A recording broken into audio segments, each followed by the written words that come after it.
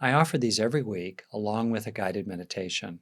Just click the subscribe link below to be notified through YouTube when I post the latest recording. Or if you'd like to join us live, which would be great, just go into the description section below and follow the link along to be able to sign up for free. So I wanted to start by responding to an extremely important question that came to me, and it came privately, so I won't read it. But essentially, the person is saying, in a nutshell, that during the 3 steps of that meditation that moved from peacefulness, love, and contentment, when we got to the contentment part, it felt like a lie to this person. And what do you do when you're being invited into, whether in a guided meditation or a book you're reading or a program you're watching, invited into an experience that just feels inauthentic to you, out of reach, like you're trying to light a fire with wet wood. It just won't come.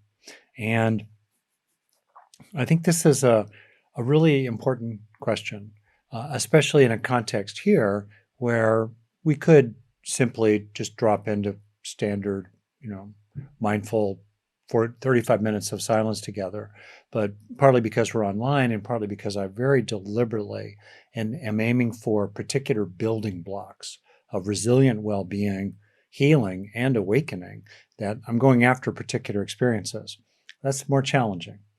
And so sometimes when we are not able to experience something that we recognize would be beneficial if we could, it's just not our day. The moon is in Aquarius, or I don't know what. It's just not your day. On the other hand, if there are repeated difficulties in accessing a particular experience that could be experienced, that would be a flag to focus on it and seek to develop that more and more inside yourself. Now, it's also true that certain experiences are completely out of reach or not even possible under certain conditions. If you're running for your life and somebody like me is saying, feel peaceful, as you're racing out of a burning building, forget it. It's not real. Feel love, when in the moment you're being horribly attacked by somebody. It's just not available. Absolutely fine. But if it is available in principle, but it's just out of reach, what can you do? And there's some things that can help. One is to see if you can feel into experiences that are on the edge. So with regard to contentment, maybe you can't find that global sense of contentment with its releasing of drivenness and craving and feelings of something missing in the present. Contentment is the opposite of all that. Maybe that is out of reach for you, but you can experience some thankfulness, some gratitude for your cat or a friend, or you walk outside and, the flowers are beautiful. You're still depressed. You still have a chronic illness, maybe. Your country's still in trouble, maybe. The flowers are still blooming, and we can be thankful for that. It's actually more important to be thankful for what we can be thankful for during challenging times, because that is a resource for us and a refuge that we can draw upon to deal with challenging times. So that's one step. Another is to imagine someone that you respect, who themselves does have access to this particular experience, like contentment, or let's say compassion for difficult people. How do they do it? And is there any way in which you can kind of channel them, sort of get a feeling for who they are and that way of being as a way into that particular experience? Last, it's very helpful to appreciate that wholesome, beneficial, wise experiences are our natural home. As Robert Sapolsky put it in the title of his great book on stress, Why Zebras Don't Get Ulcers, most non-human animals spend most of their time in the green zone, punctuated by brief periods of red zone stress that typically end quickly, one way or another. But we humans hang out a lot in the pink zone. And the green zone, though, is our natural home. It's where we go when we feel that our needs are met enough in the present. So it's also, of course, really important to try to make sure your needs are met enough in the present.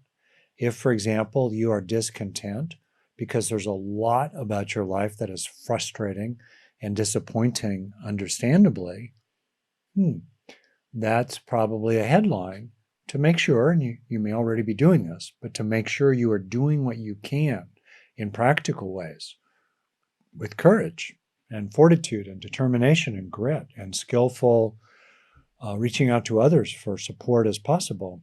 Make sure you're doing what you can to address the need so that you can experience that it's being met enough in the present to the extent that it is, and thus drop into the green zone, which is our home base when we feel our needs are met enough in the present. It's when we feel desperate in the present, or forsaken terribly in the present, hurt, betrayed, mistreated, frustrated in the present, maybe for good reason. Then we move into Mother Nature's plan for us, which is that brief spike of red zone stress, supposed to be brief. That's very understandable. So then we do what we can out in the world to experience that our needs are met enough, and then let that sense sink into us again and again and again.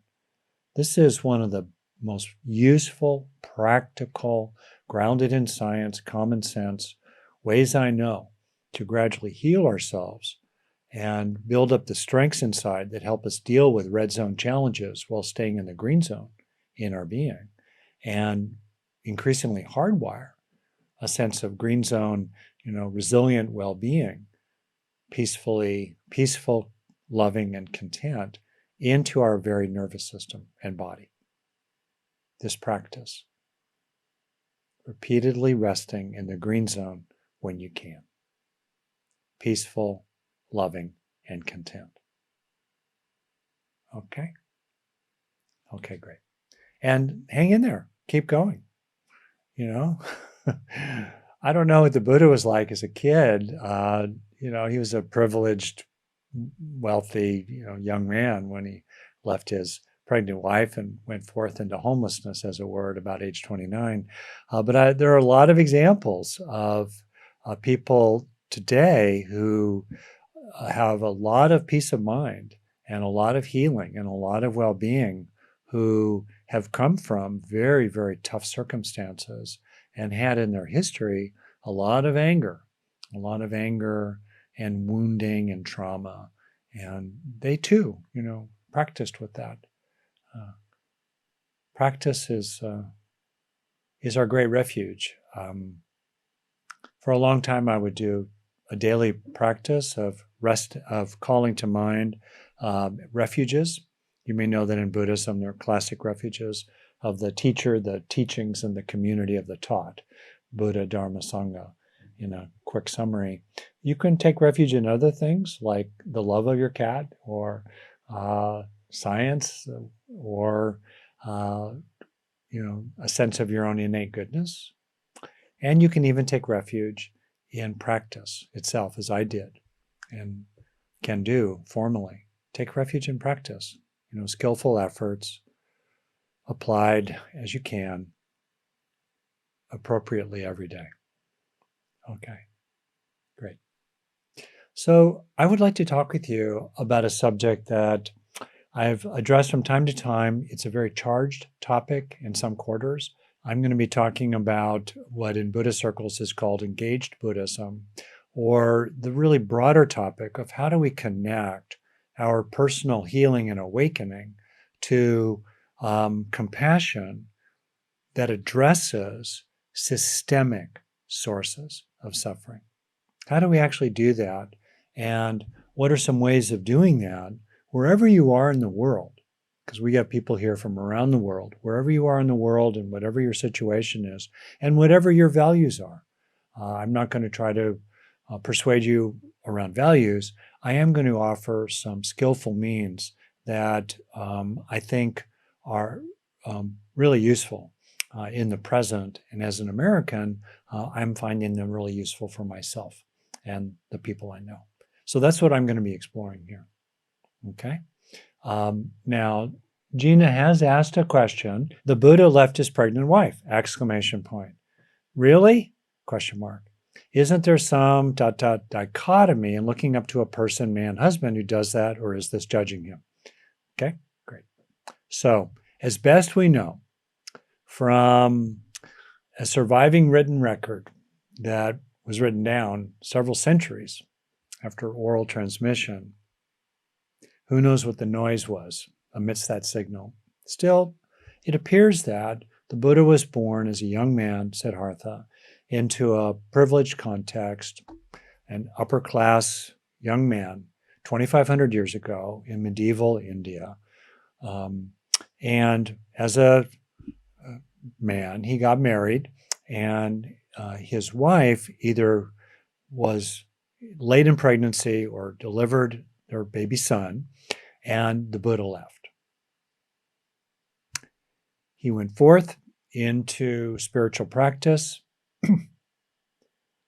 and 7 years later, after many austerities and many trainings, as best we know, he had his awakening experience or experiences, and he began to teach in northern India for roughly another 35 or so years,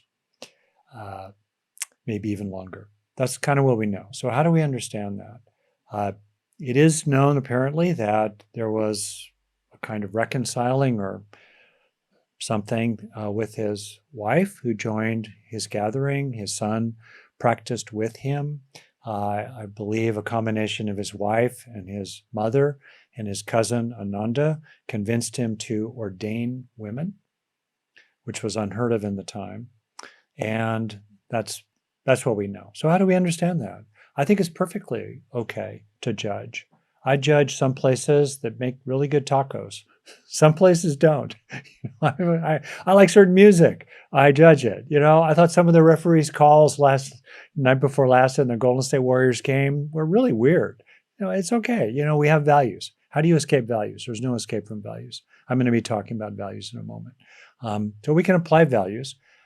Arguably, it's important to consider context, the time and the place for our value judgments. I mean, people can argue about that. In that time and place, I don't know how his wife felt or his son felt or his family felt. And also they were models for people to get a kind of spiritual call and leave. As myself, someone deeply committed to children, a staunch feminist, and someone really committed to being a father, I scratch my head and I think, what the heck, Siddhartha? It's almost, we can't even imagine in that time the Buddha being a woman who would be a mother, leave her child and go forth. There was no support for that at the time. On the other hand, if he had not done that, would we be sitting here today in this gathering with this wisdom stream? So I'll leave it there. Many people have written about it and thought about this. I'm going to keep going. Okay. Before I keep going, though, I do want to share one thing with you all, and I want to offer a personal request. I think it's been years at least since I made a personal request to you, including those of you who are watching this in the recording. As you may know, I founded the Global Compassion Coalition about 2.5 years ago. We're now in our 3rd year of operation. You can go to our website and check it out. We're really focused on the power of compassion to help mobilize collective action, finally, at a scale that can challenge wealth and power and really transform those systemic causes that still persist and cause so much terrible preventable suffering in the world. And we can see that all around us, from our immediate neighborhoods to war zones and palaces on the other side of the world. The Global Compassion Coalition is a nonprofit. It needs your help. And one of the ways that I'm helping it, I donate all of my time, I don't get a penny, is that two legendary top-tier therapists, psychologists, Doctors Stephen Hayes and Diana Hill, are joining me in creating and teaching a 3-part, total 6-hour program on 3 difficult emotions: anxiety, shame, and anger. This will be a masterclass, mainly experiential, in healing and coping with and growing from and transforming these 3 challenging emotions: anxiety, shame, and anger. I would love it if in your registration you were able to make the donation to the Global Compassion Coalition that's involved in that. But if you can't, if you need a scholarship, that's totally okay. You're really welcome. You're really invited to come. And still, if you're able to express your gratitude for me, perhaps in monetary form, this would be a beautiful, valuable program to register for. Okay, so let's continue here. First, values. There's no escape from values. One of the elements of the Eightfold Path in Buddhism is wise intention. Wise intention. And the Buddhist path and other paths are full of values. So we have values. There's no escaping from values. If you want to escape from values, that's a value. What are Buddhist values? Well, Buddhist values are centered around volitional actions of thought, word, and deed. The Buddha was a radical in many ways in his time, and one of his 2 great challenges to systemic sources of suffering in his time was to reject the caste system in how he organized the Sangha, the gathering of those who would follow his path. And he made it crystal clear in the highly stratified society of his time that birth did not make one holy. Caste and class did not make one holy. Being able to simply recite the sacred scriptures did not make one holy.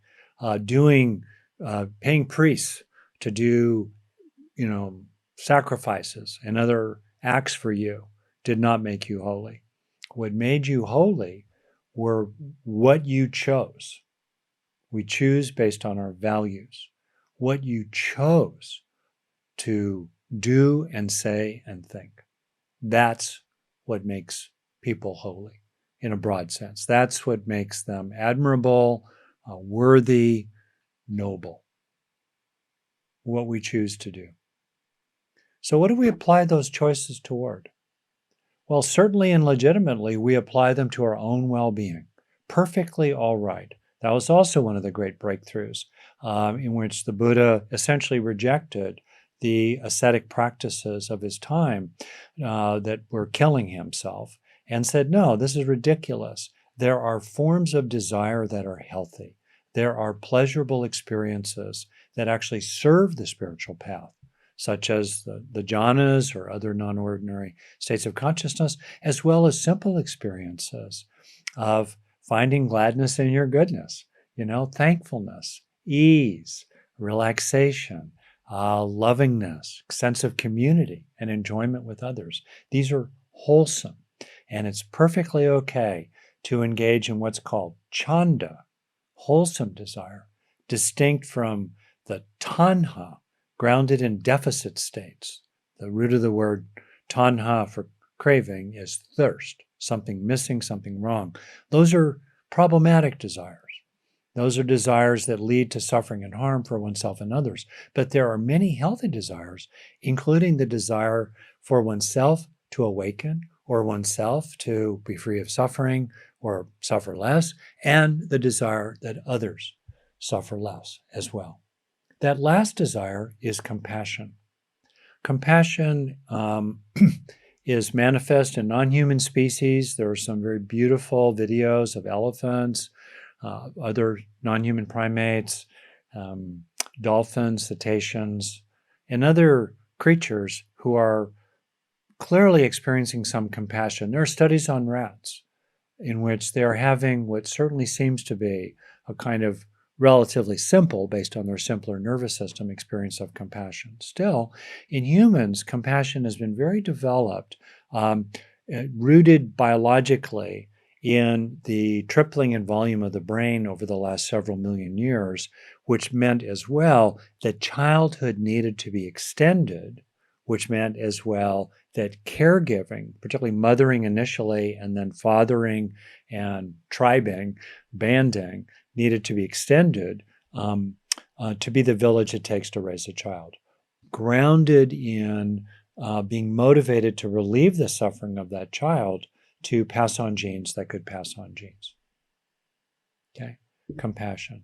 So we have compassion. We have compassion for ourselves. We have compassion for others.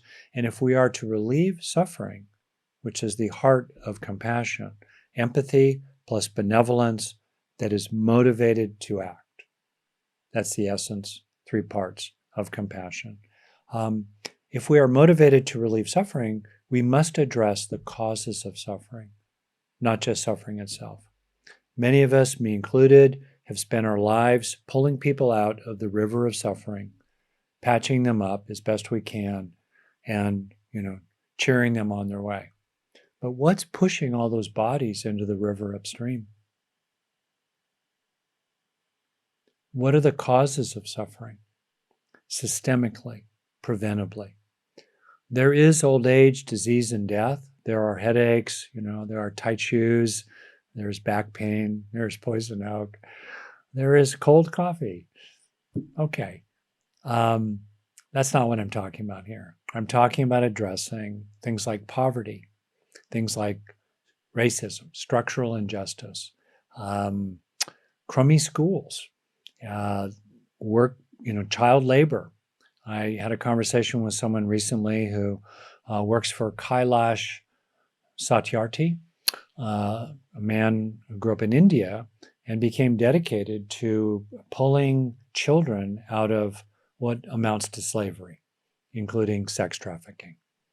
And he has, estimates vary, certainly pulled hundreds of thousands of children directly and through policies, arguably 100 million or more children who were otherwise destined to functional slavery.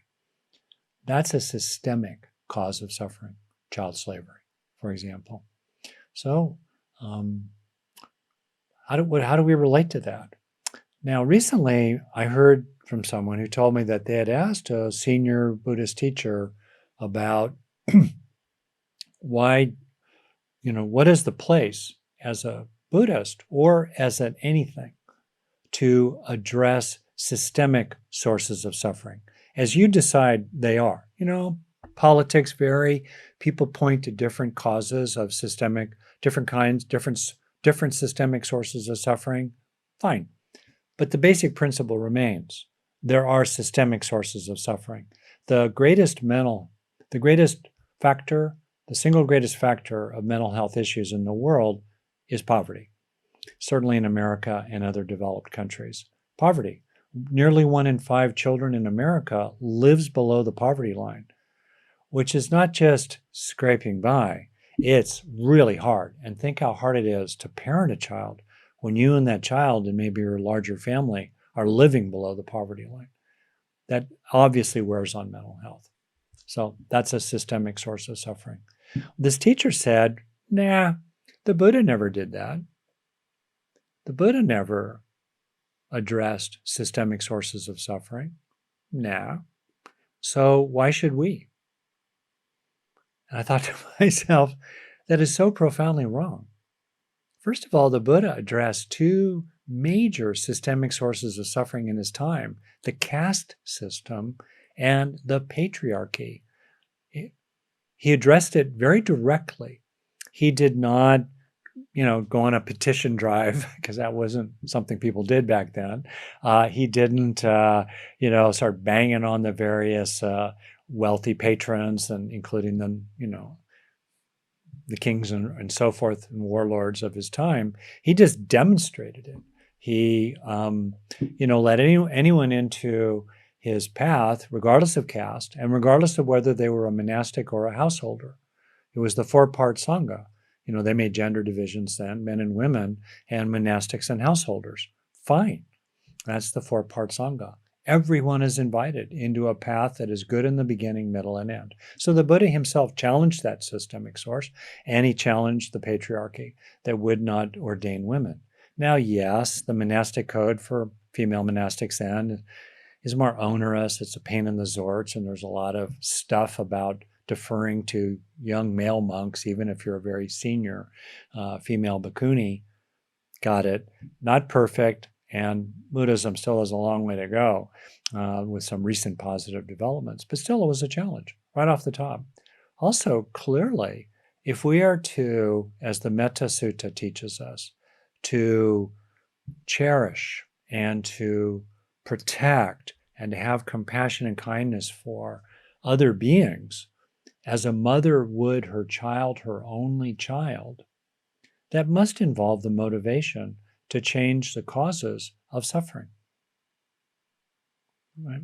There's a direct line from Buddhist practice to social action. Direct line. Now we get to decide what's appropriate social action and which side we're for and all the rest of that. I'm not going to get into that, but the principle remains. And we can see that principle very articulated by Bhikkhu Bodhi, who's extremely courageous in the stance he has taken, and well articulated in other traditions. I'll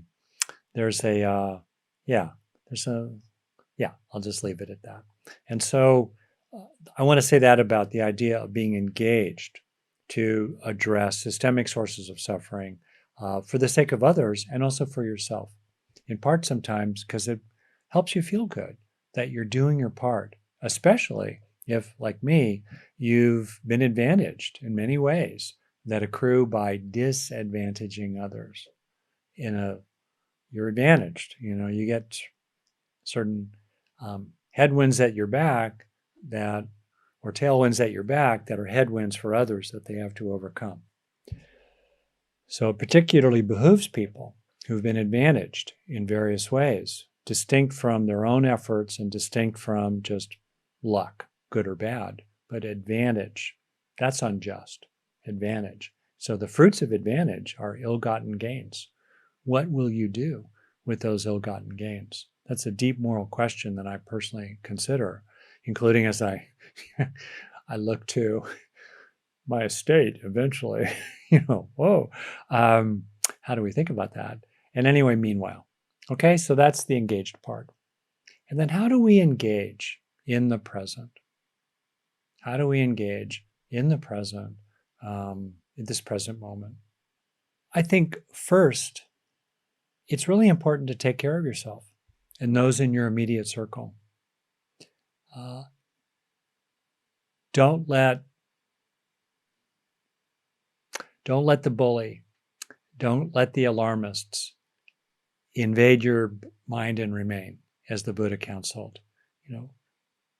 Know to a reasonable extent what is actually happening. There are a remarkable number of highly credible, balanced, appropriate sources of information about what is happening in the world today. They tend to be things like university websites, high-quality nonprofits, journalists and journalistic outlets that correct their mistakes. Science, major source, scientific organizations, Science Magazine, the American Association of Scientists for the Advancement of Science, I belong to it, and so forth. There are many credible sources. Wikipedia is a very good source of basic factual information. And know what's happening, but in particular, it's okay to take a break. Watch the Warriors tonight. I will, my favorite basketball team. Eat some cotton candy. It's been a long time since I ever did that. Take a bath, meditate, do yoga, see your doctors, eat right, love your children, plant a tree, connect to your neighbors. Just make your good life. Make your good life. Really, really, really important. I think that's really important. Second, do what you can that may not be direct political action that still shores up the fabric of civil society. toxic influences try to tear that fabric apart, because as they tear apart the fabric of civil society, civic institutions like schools and city councils, reasonably well operating things like the local fire department, an overall sense of neighborliness that, yes, we may disagree with each other, but at the end of the day, we are all, I live in San Rafael, California, population roughly 25,000.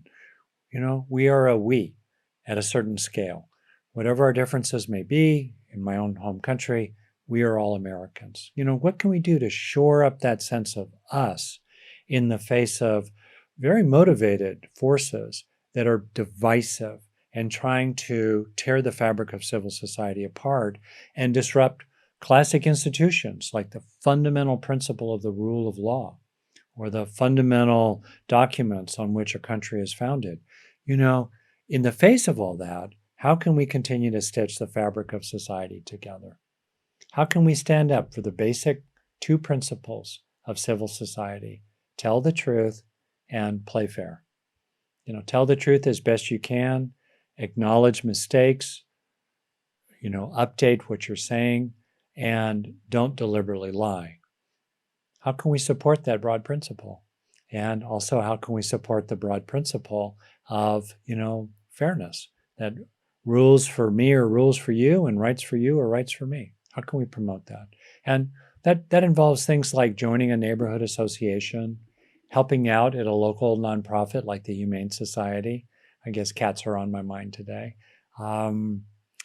Tutoring kids who could use a little help with their reading, maybe finding some kids for whom English is their second language, doing what you can to shore up the fabric of civil society. That's really, really useful. Third suggestion is to encourage the institutional forces, and if you have elected officials that you really support, that you basically stand with, encourage them to do the best possible job. I'm going to choose my words carefully here. If in your view, the actual policies of the politicians or party you stand with, if the actual policies are really popular, but on the other hand, that party and those politicians keep losing elections, they obviously need to get better at doing that, at their job. They need to get better at the task of skillful politics and not be naive to think that just because they have popular policies or, the better angels of our nature are on their side, don't assume that you will succeed, because a very well-organized, motivated, and well-funded opposition can still gradually prevail. So there's a place here for realizing that we ourselves are not on the playing field of elections. I'm not. I don't have any role in that way, et cetera, et cetera. But what we can do is speak our minds, support voices, write letters, be out front about it, about how our team, I'm using a sports metaphor here, and its ownership and management and coaches and major players can do a better job. That is a way to engage in compassionate action at the systemic level, really. And then a fourth suggestion, and I'm taking these from authorities who have knowledge way beyond my own. A fourth suggestion is in the culture to really address toxic social media. Altruism was able to evolve because our ancestors could recognize, talk about, shame, and eventually punish freeloaders. If you cannot identify and punish freeloaders, there's no basis for the evolution of altruism, because it goes against the survival of individuals to share a banana today and then not be able to name and punish someone who will not share a banana tomorrow. We must be able to name, shame, punish, and call out freeloaders, including freeloaders on the internet who are just poisoning our culture with no consequences to themselves. This does not mean we need to be invaded by the poisons of hatred. No, we can maintain our own dignity. We could do all this fundamentally with peace and love and contentment in our heart, while still being very direct about what is just flatly not true and standing up for what is true. And even in the context of culture, here I'm going to say something a little charged.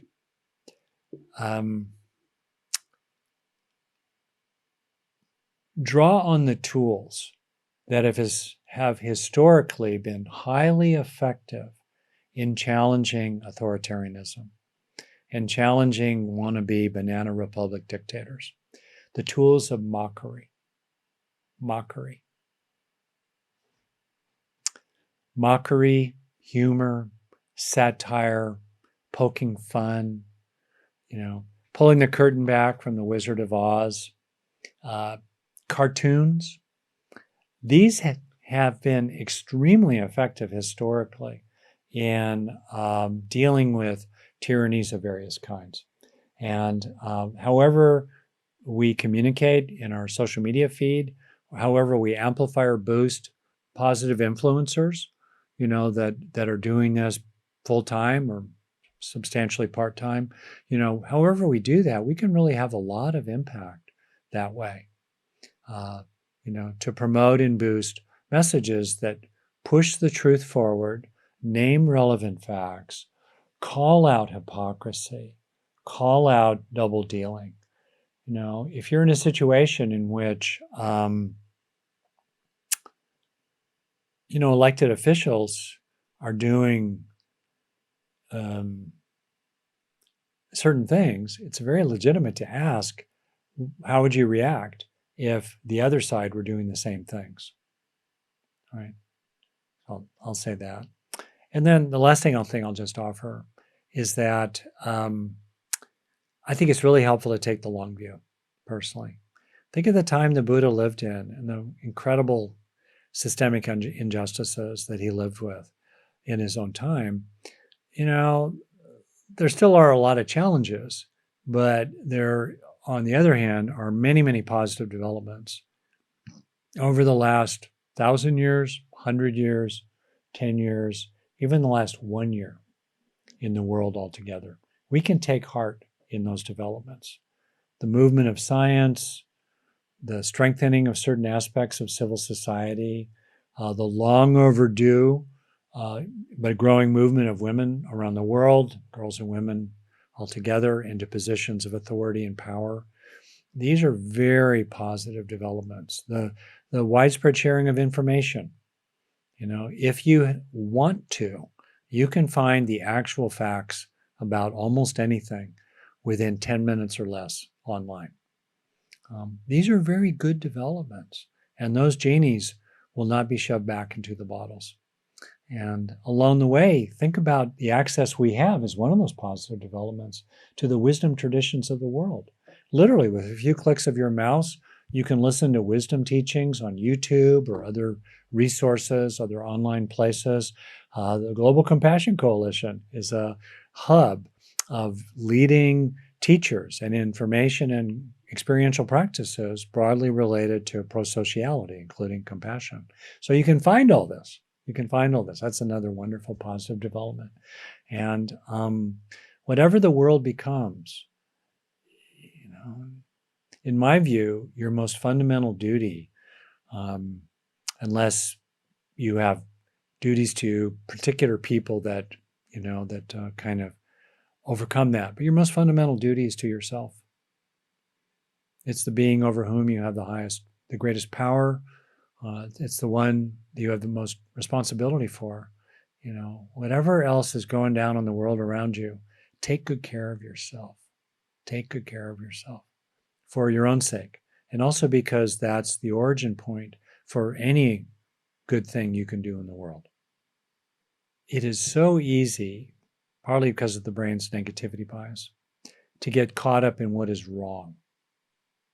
And I understand the idea that if, if you're not outraged, you're not paying attention. I can understand that view. Yeah, but particularly if you have a reasonable base of knowledge, you can be current by glancing at the front page of the New York Times or Reuters feed, or just kind of being aware, taking a few minutes every day.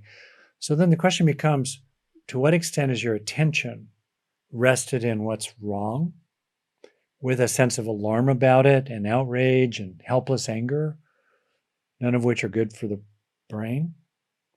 Okay. Versus what's your amount of attention, what's the proportion of your attention that's focused on what's right in your life and right in the world and the right that you are engaged in? What are you doing to help the world become better with whatever you have? Nkosi Johnson, little boy born with HIV/AIDS in South Africa, died about age 12, said before he passed that we should do all that we can with what we've been given, in the place where we are, with the time that we have. Right? That's what we can focus on. That's what's right in our lives, in the world, and in the actions we take. And, make sure, ideally, 80-20, maybe 90-10, focusing on what's right. The rest, know what you need to know about what's wrong, but try to not be invaded by it and not let other people invade you there. Okay. Well, I hope this was okay. You can imagine the bit of a minefield I've been walking through here.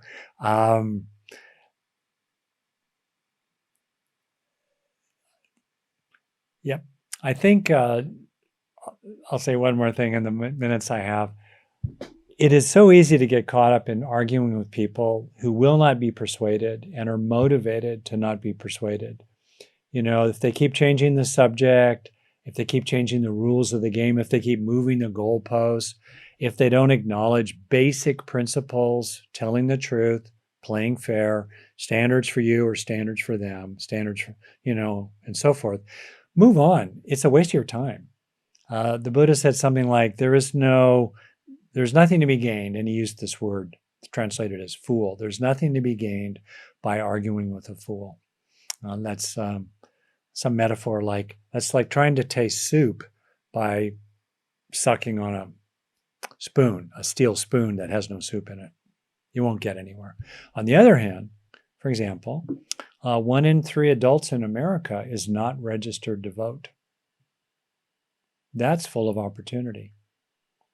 There are a lot of people who have been deeply misinformed by toxic culture, very cleverly aimed at them, including immigrant populations, for example, in America, in their own language, in their own idioms, very cleverly. So if someone is relatively a low information person and generally disengaged, that's a great opportunity for conversation and, exploring values and offering appropriate amounts of information, and then, inviting them and appreciating their involvement in civil society.